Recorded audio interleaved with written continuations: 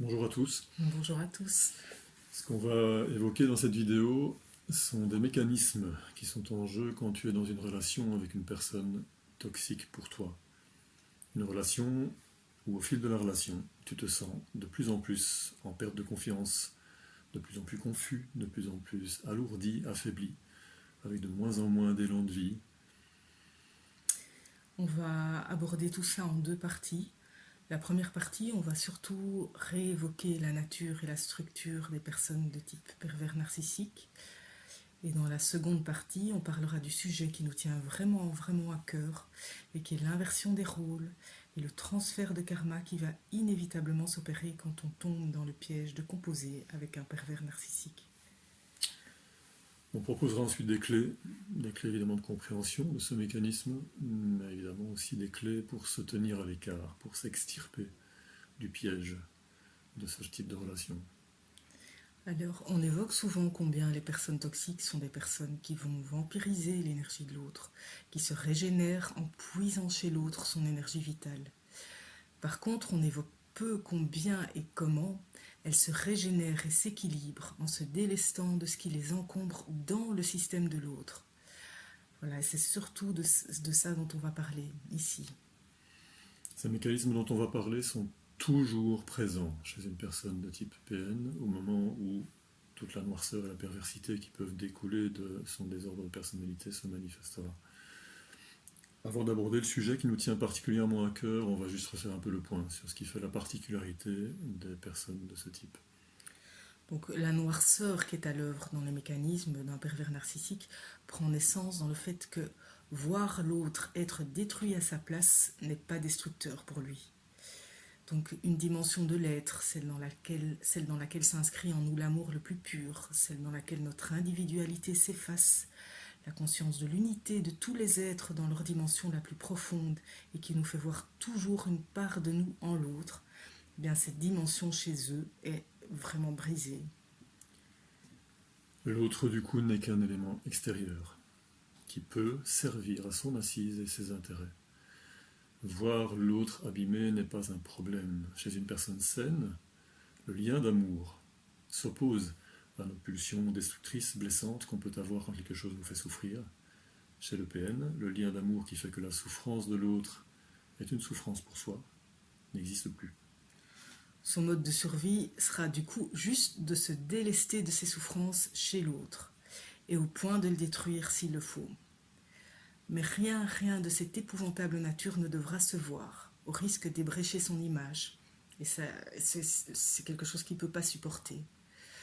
La destruction se fera du coup toujours de façon insidieuse. Un pervers narcissique est absolument dépendant des autres pour pouvoir survivre. Il est dépendant que l'autre puisse porter les désordres et les turbulences intérieures à sa place. Dépendant du coup que l'autre ait une faille par laquelle il va pouvoir lui faire porter les souffrances à sa place.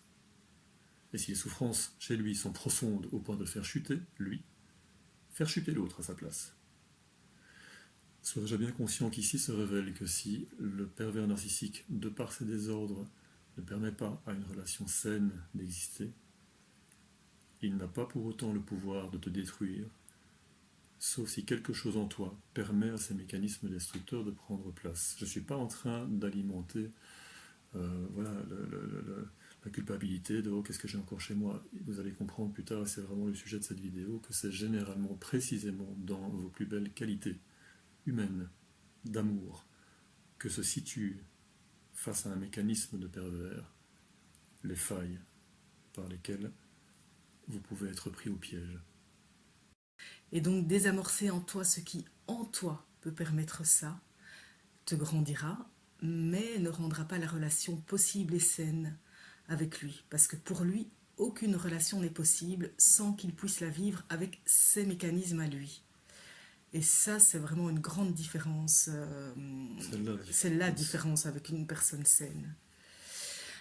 Mais si la vie t'a amené à te retrouver à composer avec une personne de ce type, c'est parce que la part la plus profonde de ton être a choisi, non pas de vivre cet épouvantable désordre et de te débattre là-dedans, mais bel et bien d'acquérir par là la conscience de ce qui en toi te rend encore potentiellement victime de ce type de personne qui met les autres sous emprise, et de t'en libérer.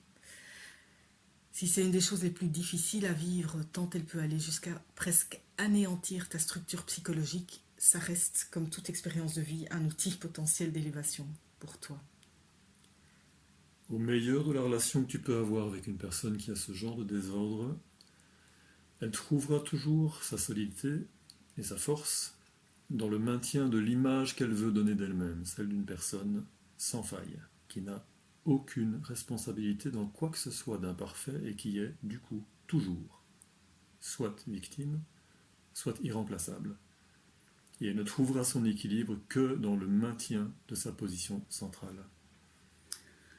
Le pervers narcissique a besoin de rester au centre du jeu et des attentions, sans quoi il n'a pas le sentiment d'exister. Et donc se voir privé de ça génère en lui une turbulence aussi forte que d'être tout au bord d'un ravin et de s'y sentir poussé. Ça va l'amener à user systématiquement de son influence pour tenter de te faire adhérer à tout ce qu'il défend et à faire de toi son apôtre, ou à se servir de toi comme un faire-valoir de tout ce qui le met au centre de l'attention ou le met en valeur.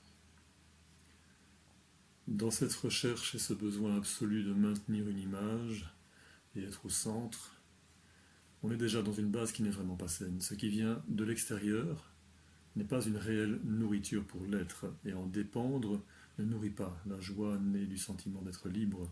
C'est en réalité une addiction au renouvellement continuel de quelque chose d'extérieur, dont le PN est dépendant pour se sentir exister. Quand une relation est toxique, cette absolue dépendance au maintien d'une image de soi par l'extérieur pour se sentir exister, et sans que la relation à l'autre et les distorsions qu'elle peut amener ne soient jamais prises comme outil pour une transformation intérieure, c'est ce qui fait que la relation basculera inévitablement vers des schémas pervers, usants et vampirisants. Cette absolue dépendance au besoin d'être reconnu par l'autre est en elle-même déjà un aveu de ne pas se reconnaître soi-même comme une personne qui a sa place dans le monde et qui se redéfinit à chaque instant par ce qu'il inscrit dans la vie.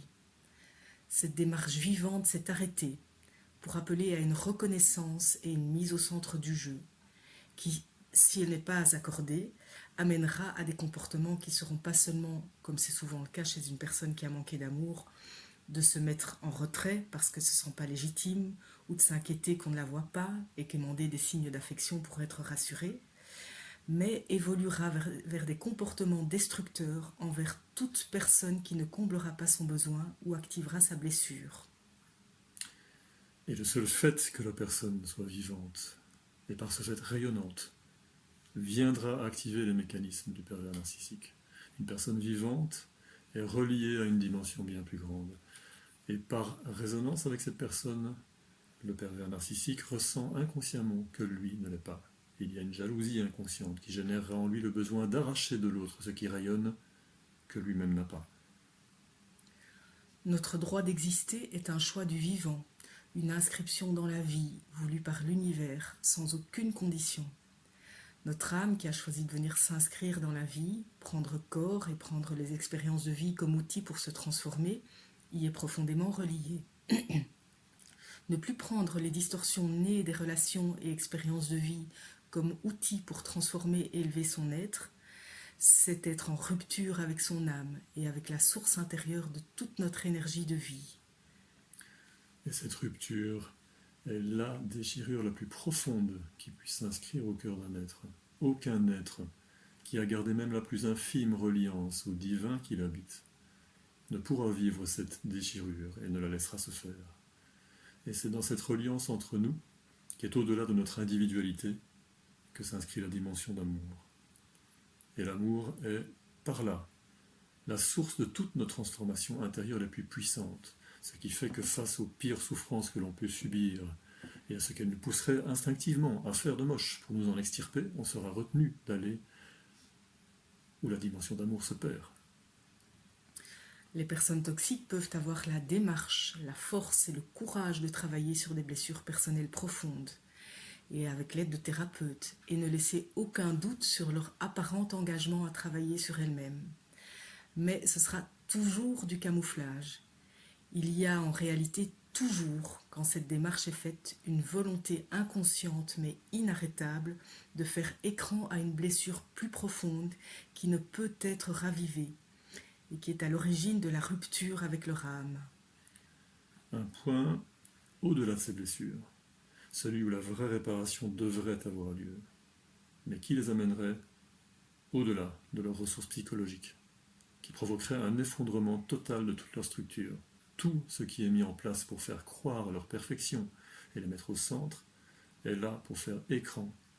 As-tu conscience de ce qui se joue? Leur ôter la possibilité d'être indispensable aux autres et d'être vu en premier par les autres, c'est, pour ces personnes, comme leur ôter la vie. L'angoisse que ça génère en elles est la même que de se retrouver face à un ravin et de s'y sentir poussé. À partir du moment où, malgré les manipulations du pervers narcissique, tu arrives à voir la perversité de ce qui se joue, même si c'est sans aucun jugement de ta part, tu deviens instantanément son ennemi. Et malgré lui, mais de par ses désordres, des mécanismes destructeurs de déstructuration et d'affaiblissement de ta personne vont apparaître. Dans le mental perverti, pour préserver sa structure et qu'elle ne s'effondre pas, une part autonome et inconsciente va s'activer pour détruire ce qui vient toucher à cette part qui ne peut pas être touchée sans que l'être s'effondre. Le maintien de la mise au centre de son être impliquera la dévalorisation de ton être, de ton estime et de ta solidité. Fragiliser ta structure psychologique sera alors la base indispensable pour assurer que ces mécanismes de survie puissent continuer d'exister. Et pourtant, la véritable source d'une solidité intérieure libre et heureuse n'est pas la dévalorisation des autres pour se mettre en valeur, ni l'amassement de ce qu'on peut recevoir de l'extérieur, qui nous valorise ou nous met au centre, mais tient à ce que l'on construit à l'intérieur.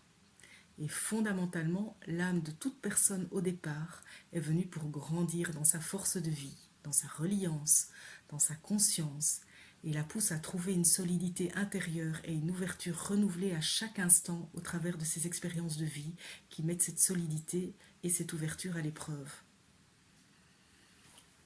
Ce qui est important à comprendre, c'est qu'on a tous un karma individuel.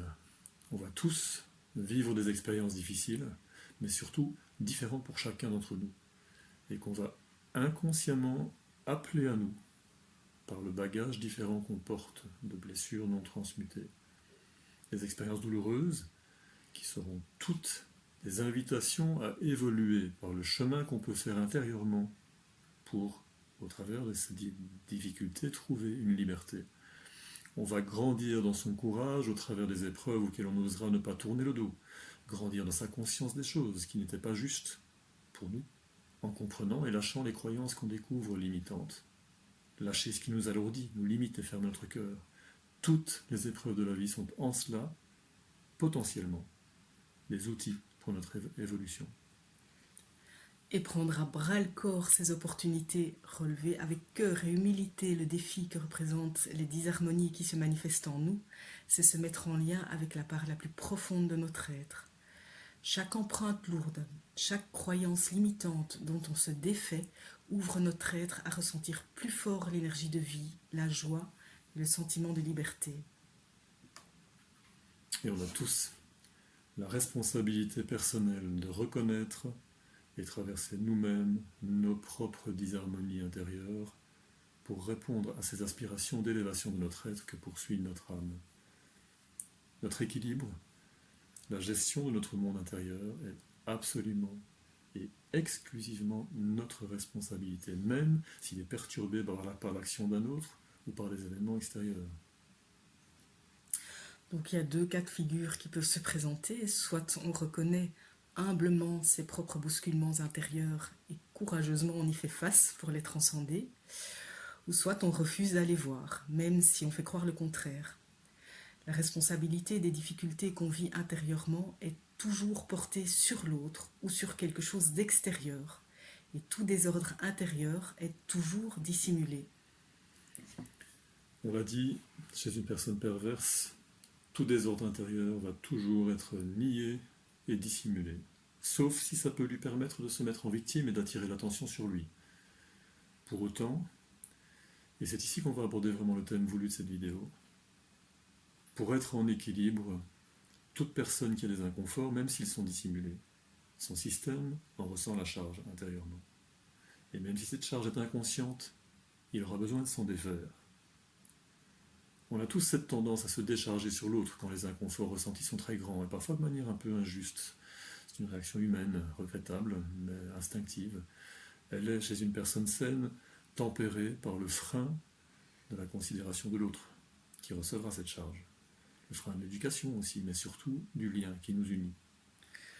Mais il y a dans le processus qui va se jouer avec une personne perverse quand on vient toucher là où c'est sensible, quelque chose de beaucoup plus univoque et extrêmement déstabilisant. La charge réveillée chez le pervers narcissique quand on met en lumière ses failles, qui est pourtant intenable pour son système tant elle est forte, va être imperceptible même pour lui-même. Un mécanisme de protection immédiat, automatique, va le couper de lui-même et de ses ressentis. Rien ne sera visible de ces désordres. Rien dans les échanges ne sera du coup sain et équilibrant. Une véritable perversion sera à l'œuvre. Et même si elle est totalement inconsciente, une manipulation s'activera pour pouvoir détruire, avant même qu'elle ne puisse prendre place, toute réalité qui peut mettre en lumière ses parts de responsabilité, ses failles et imperfections. Et si ton engagement de cœur à rétablir ce qui est sain et juste est tel que briser ton équilibre, ta structure, ta clairvoyance et tes élans est la seule issue pour que lui évite cette réalité, tout ira dans ce sens par un mécanisme qui le dépasse même lui-même. Et dans l'instant, même s'il est parfois utilisé, son outil premier ne sera pas de jeter impulsivement en retour contre toi des attaques blessantes pour se défendre, comme peuvent le faire la plupart des personnes, mais il pourra nier les faits que tu évoques, qui pourtant sont absolument justes et fondés. Et il les niera comme si ça sortait de nulle part, avec une telle sincérité qu'il te fera mettre en doute ta propre capacité de perception de la réalité. Et dans ces mots, des incohérences et des contradictions apparaîtront tellement flagrantes pour toi que tu ne pourras pas faire autrement que de les relever. Mais il pourra alors les nier elle aussi, comme s'il ne les avait jamais dites, de façon tout aussi assurée et déstabilisante. Et c'est ici que s'inscrit le transfert.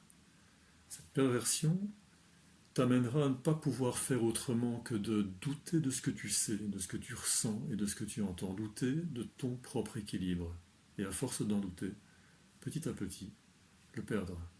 Ou alors cette perversion t'amènera, d'autant plus que ton engagement est grand, à devenir irascible, irritable, à perdre ton calme et ta paix intérieure. Quelle que soit la façon, par le doute ou la confusion qu'il fera naître toujours plus en toi, ou par les excès, par exemple, des colères, des pétages de câbles, auxquels il te poussera en t'amenant toujours plus loin que là où t'amènerait une personne saine, dans l'échange avec lui, c'est toi qui perdras ton équilibre. Aussi sûrement et aussi profondément que tu t'engageras dans la relation pour y rétablir l'harmonie et que tu t'y engageras avec l'humilité de te remettre en question, une humilité et un engagement pour le vivant et le juste qui sont pourtant tes plus belles qualités. Mais ces belles qualités que tu as, alors qu'elles sont justement au service de vouloir rétablir l'harmonie, sont en réalité au service d'un plus grand déséquilibre en toi. Tes qualités mises en œuvre pour rétablir l'harmonie, qui en réalité sont au service d'une réparation, d'une évolution vers quelque chose de mieux pour que la vie soit plus heureuse et l'énergie plus libre, ne servent en réalité qu'un déplacement du désordre à réparer. Car aussi sûrement que l'eau s'écoule d'un côté vers l'autre dans des vases communicants qui se penchent, seul un transfert du déséquilibre et du désordre, qui au départ n'appartenait qu'au pervers narcissique, va se faire de lui vers toi, si tu te laisses prendre au piège de te mettre là où, de par ses désordres, il t'attire, là où, de par ses désordres, il a besoin que tu réagisses. Là où, c'est une certitude, tu t'épuiseras et perdras toi ton équilibre, assurant qu'il ne perde pas le sien. Le mécanisme de survie d'un pervers narcissique est de faire porter à l'autre ses propres travers et les difficultés, les déséquilibres qu'ils apportent, et que soit porté par l'autre et jamais par lui-même tout travail, tout cheminement intérieur pour trouver l'équilibre au travers de toutes ces turbulences. On a choisi d'appeler ça le transfert de karma. Et toute l'énergie que tu mobiliseras pour te libérer des désharmonies qu'il aura créées en toi t'épuisera et garantira que tu sois toujours plus perméable à ses prochaines manœuvres perverses et inconscientes. Et dans un plan invisible et inconscient, cette énergie que tu engageras sera pour lui une nourriture qui le rééquilibre. Tout comme le fait de se délester littéralement de son déséquilibre dans ton système à toi va remettre son système à lui en équilibre, donnant l'apparence qu'il se régénère de ton abattement. Le transfert ne se fera qu'avec une personne qui, par sa nature d'hypersensible et l'hyper-empathie qui la caractérise, va résonner naturellement avec l'énergie de l'autre et la vivre intérieurement aussi fort que si c'était la sienne. Le transfert de karma est utilisé par le manipulateur pour te faire porter les désordres intérieurs qui sont les siens et les turbulences intérieures à gérer qui en découlent. Ce refus de karma allié à son besoin absolu d'être reconnu comme victime ou comme la seule personne qui peut apporter la solution valable aux choses. Par les formes pensées et égrégores qui vont entrer en résonance avec cette disposition dans laquelle il est, sera source d'une énergie extrêmement puissante dans le système du pervers narcissique. À elle seule, par sa seule existence, cette énergie induira des événements et la réalité des états qui touchent toutes les personnes qui sont dans son sillage. Ce besoin absolu peut aller jusqu'à générer des maladies chez toi qui t'en remet à lui, ou même chez le PN lui-même si c'est nécessaire pour lui assurer d'être plus entouré ou de ne pas te perdre. Consciemment, il peut te vouloir en bonne santé et en faire même une priorité, mais inconsciemment, l'énergie seule qu'il porte en lui de par ses désordres peut elle seule générer en toi le développement d'une maladie grave. La physique quantique apporte aujourd'hui les preuves que la réalité qui nous entoure se dessine dans l'instant par l'influence de ce qu'on y projette, par la seule énergie qu'on porte, aussi bien inconsciemment que consciemment. De la même façon, le seul fait que tu portes en toi la capacité de voir les dysfonctionnements du pervers par les consciences que tu as acquises peut t'amener, avant même de les mettre en lumière, à être déjà ressenti comme un danger pour lui et donc déjà la cible de ces mécanismes destructeurs. De même que le rayonnement solaire naturel d'une personne dont la nature est pure, humble et digne, nourrissante pour les autres, s'il peut déplacer le pôle d'attraction et priver le PN d'être au centre, générera de manière automatique le déclenchement de ces mécanismes pervers destructeurs dans la relation avec lui. On peut même le voir parfois dans le rapport d'un parent vis-à-vis de son propre enfant. Ce déclenchement de mécanismes destructeurs peut être pressenti inconsciemment chez un enfant lumineux. Ça générera une peur chez cet enfant d'une possible brisure de lien avec son parent, par le seul fait de sa nature rayonnante. Et l'enfant sera amené à éteindre sa lumière et se rétrécir pour préserver le lien avec son parent. Ce qu'il est important de comprendre, c'est que, au-delà de la dimension visible, compréhensible, celle qui touche à nos échanges et comportements et aborde les choses d'un point de vue psychologique, il existe des plans bien plus subtils dans lesquels notre être évolue au cœur de ses expériences de vie et de ses relations, où des mécanismes excessivement puissants se manifestent. Cette véritable incapacité à reconnaître ses imperfections, qui verrait s'effondrer toute sa structure, défait le PN des aspirations les plus profondes de son être, celle de l'âme qui a choisi de s'incarner pour justement utiliser l'outil incroyable qu'est la vie et ses expériences, et la force des liens d'amour, pour grandir. Toute personne qui, pour éviter la transformation intérieure, s'abandonne à cette position qui ferme la porte à l'humilité de reconnaître sa part, et à la transformation voulue par la vie, se met en lien avec des énergies d'un autre type excessivement puissantes, qui n'attendent que ça, que de prendre la place de notre âme pour se mettre aux commandes de notre être et de ce qu'il manifeste. C'est exactement ce qui se joue avec le pervers narcissique. Ces énergies sont de type entité. Ce sont des formes pensées qui sont d'autant plus puissantes qu'elles sont alimentées par les pensées de nombreux apôtres que le PN pourra prendre pour alliés.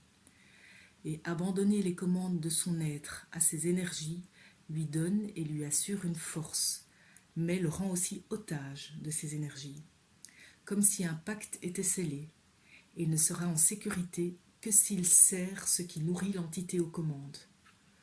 Une fois cette emprise opérée, c'est comme s'il avait vendu son âme au diable. L'incapacité d'assumer les désordres qui sont les siens au départ, alliée à ces énergies, dites du bas astral, le fait véritablement fusionner avec elle, et peut lui conférer dans ses combats le pouvoir et la totale non-retenue d'une entité défaite de la vie. Toi qui es la proie du pervers narcissique, tu n'es pas seulement victime de comportements humains mal mis d'une personne, mais potentiellement sous le feu d'énergies extrêmement puissantes qui appartiennent à une autre réalité. La volonté inconsciente du pervers narcissique va être de te faire ouvrir en toi les portes qui permettent à ces énergies d'intruser ton système. L'invitation de la vie pour toi est d'y découvrir en toi ce qui reste en toi qui favorise cette intrusion et qui se situe toujours dans ce qui rétrécit ton être à une dimension humaine, égotique, individualisée et qui t'éloigne du divin. L'invitation n'est certainement pas de redresser chez lui ce qui doit l'être pour retrouver ton harmonie. C'est toujours dans tes failles, nées de tes propres blessures de non-amour, que le pervers narcissique, sous le joug des énergies du bas astral, trouvera une accroche pour exercer son emprise. Et vouloir sauver l'autre en est une. Sauver l'autre pour retrouver en soi l'harmonie rend ton bonheur dépendant du bonheur de l'autre, qui est extérieur à toi. Il y a là une faille qui peut te rendre dépendant. Si tu as toi cette tendance à vouloir sauver pour retrouver ton harmonie, prends conscience que le pervers narcissique, n'ayant lui plus aucun lien avec la source de l'énergie de vie en lui, ne sera bien que tant que tu le nourriras, et aussi longtemps que tu le nourriras. Si tu as cette faille de vouloir sauver l'autre, il n'aura qu'à te faire sentir et savoir qu'il n'est pas comblé pour que tu sois pris au piège de le mettre au centre de tes attentions et de tout ton engagement. Il pourra, tout en faisant le contraire que de te dévaloriser, en te félicitant, en te remerciant de ce que tu fais, mais n'étant lui jamais, jamais, jamais, jamais comblé, t'amener par là à te sentir toujours insuffisant. Et c'est en cela que le processus est pervers. La dévalorisation prend des formes invisibles qui peuvent parfois revêtir des déguisements incroyablement trompeurs qui te feront ne pas soupçonner une seconde qu'elle est à l'œuvre et te mettre totalement sous emprise. Tu peux en arriver à être complètement vidé, épuisé de ne jamais faire que combler, sans jamais être à la hauteur pour faire son bonheur. Si la relation que tu as s'inscrit dans cet exemple, c'est là qu'est ta faiblesse à toi, de croire qu'il tient à toi de faire le bonheur de l'autre. En s'appuyant sur tes failles, il t'aura vidé, et en ayant lui en apparence, mais en apparence seulement, fait tout le contraire que de te dévaloriser. La façon d'y arriver est beaucoup plus pernicieuse. Ces personnes sont toxiques. Mais il y a bel et bien une invitation pour toi à grandir dans ta conscience de ce qui les rend toxiques pour toi et à te positionner ailleurs pour préserver l'énergie de vie qui se manifeste en toi et dont tu peux rayonner. La confiance, la tendance à abandonner tout son être à l'autre, à s'en remettre à lui, et le choc reçu quand, auprès de cette personne vue comme de confiance, l'injuste se manifeste avec force, est une autre faille dont le pervers narcissique va se servir pour avoir une emprise sur toi. Face à un comportement agressif, disproportionné, violent et injustifié, une réaction saine de survie est soit de réagir avec autant de force pour y mettre un terme, soit de s'enfuir. Un pervers narcissique n'aura jamais de réaction excessive et violente au point de générer chez toi de la peur, avant d'avoir d'abord fait naître chez toi une confiance en lui et un lien affectif profond qui te privera de pouvoir t'enfuir sans te déchirer. Et si, une fois ce climat installé, il manifeste une violence injustifiée, il te fera penser qu'elle était justifiée et proportionnelle. Et par là, te fragilisera dans la réponse que tu oseras avoir. Tu seras privé des deux seuls mécanismes sains qui préservent ton être. La remise en question et la peur des représailles seront alors les seules choses qui prendront place en toi. Et cette peur sera son assurance pour exercer son emprise. Une relation de confiance deviendra une relation où tu ne feras plus que marcher sur des œufs avec la peur au ventre.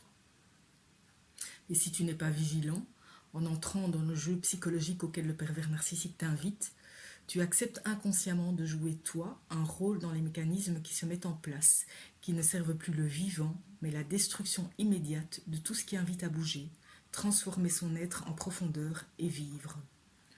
Le seul des deux qui avait réellement le goût de ça, c'est toi. Et plus tu seras vivant, plus il voudra inconsciemment générer des disharmonies en toi. Et tu gaspilleras alors ton temps, ton énergie, à ne plus être que dans la réparation de ces disharmonies créées plutôt que de vivre. Garde à l'esprit que les disharmonies que tu ressens en toi peuvent découler de ce transfert de karma dont on a parlé plus haut, qui n'aura de fin que quand tu seras libéré de l'emprise. Si tu n'as pas le recul nécessaire pour comprendre ça, tu pourras très vite perdre confiance que tu as les ressources pour faire face à des situations difficiles de ta vie, qui sont en réalité tout à fait à ta portée. L'énergie immense que tu gaspilleras pour gérer les disharmonies qu'il te fera porter te feront perdre la conscience que les difficultés de ta vie sont tout à fait à ta portée. Tu ne t'en sentiras pas les ressources, et tu lui offriras alors une autre faille dans laquelle il pourra s'engouffrer, celle si naturelle de vouloir, pour alléger ton fardeau, abandonner à l'autre les responsabilités qui sont les tiennes. Tu laisseras au PN la responsabilité de gérer des choses qui sont de ta responsabilité et pour lesquelles tu ne manquais pas du tout de ressources. Et lui prendra par là un peu plus encore possession de ta vie.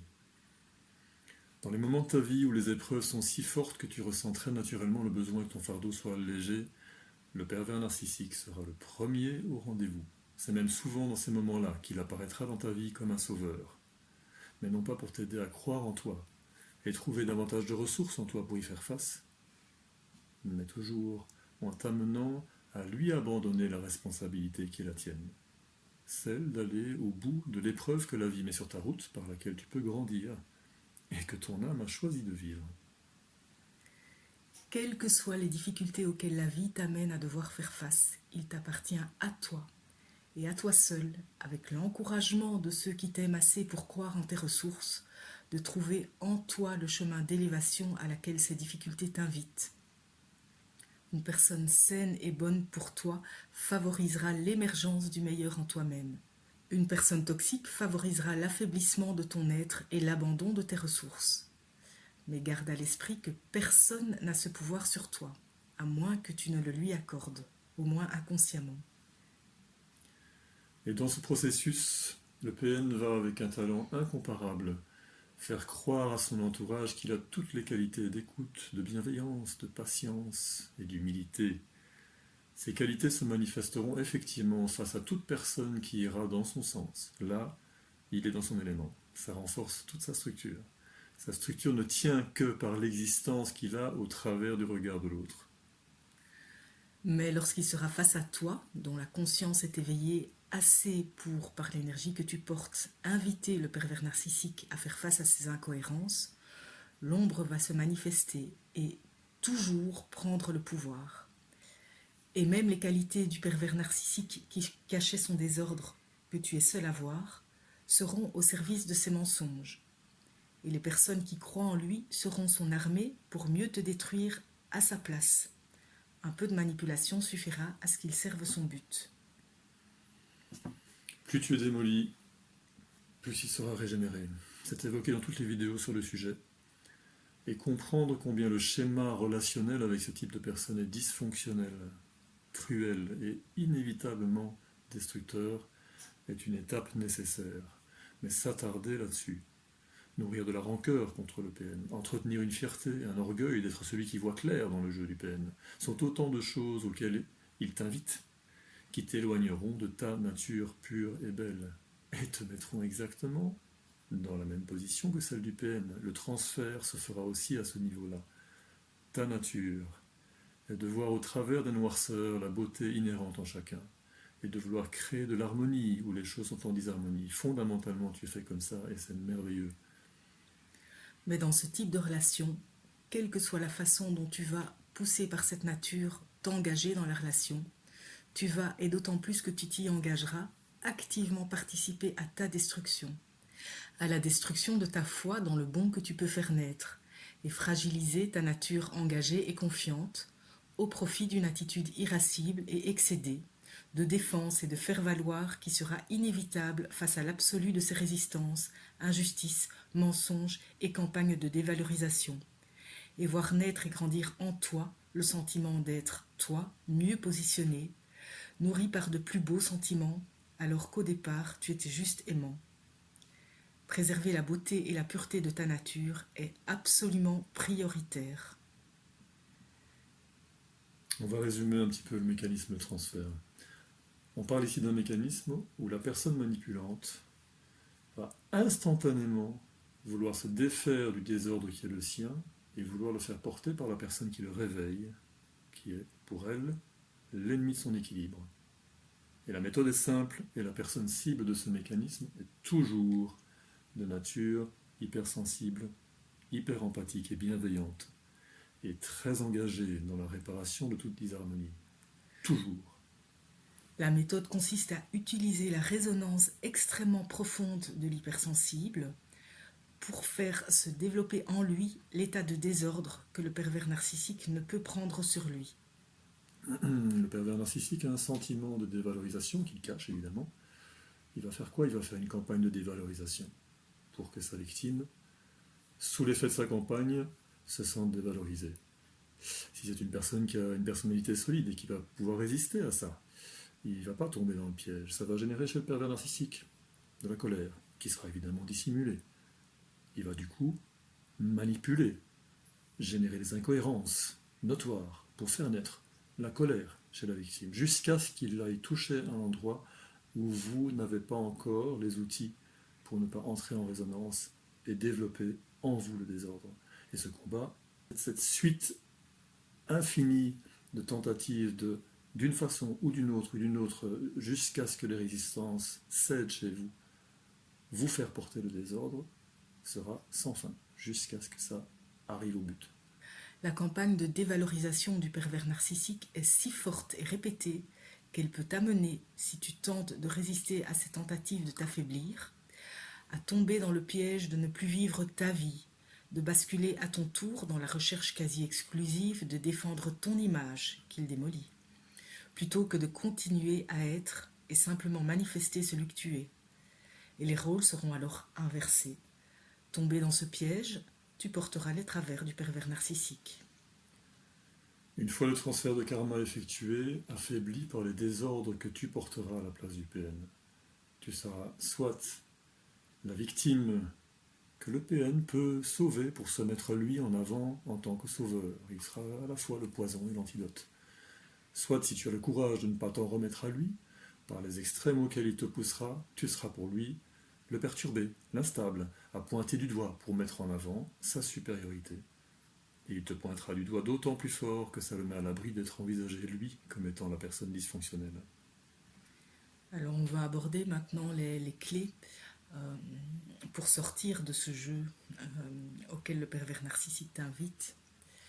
Alors la première clé, c'est prends conscience que ton état intérieur, les émotions que tu vis, les pulsions que tu ressens, les sensations liées à ton état d'être peuvent n'être que de la résonance qui vient modifier en profondeur ton système. De même que les symptômes physiques que tu développes peuvent être induits par les énergies lourdes qui sont en jeu.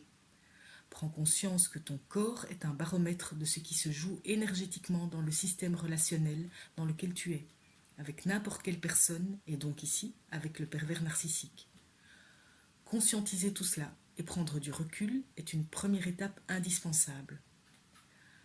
Attention cependant à ne pas, une fois cette conscience acquise, tomber dans le piège de porter sur l'autre la responsabilité de ton désordre intérieur, celui qui t'appartient et qui est en lien avec tes propres blessures.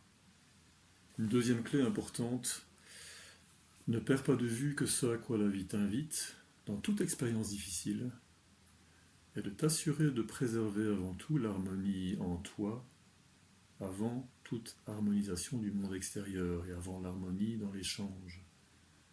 Comprendre que ce qui te heurte, qui vient de l'extérieur, si pervers et crapuleux soit-il, s'il vient perturber ton harmonie intérieure, est avant tout une invitation à aller encore plus loin dans la construction personnelle d'une paix intérieure face aux influences. défaite de tout orgueil ou de toute fermeture de cœur qui en apparence peut la maintenir, mais la détruirait la beauté de ton être. Dans le cas d'une relation toxique, la préservation de ta paix intérieure passera par la compréhension et l'intégration qu'une relation peut être néfaste au point de devoir, pour te préserver, t'en défaire, que toute relation n'est pas bonne à maintenir. Et si tu n'as pas le choix que de composer avec ce genre de personnes, parce qu'une situation l'amène, l'autorité parentale partagée par exemple, la vie t'invite alors à grandir dans la dissolution de tout ce qui en toi appelle à défendre ton ego.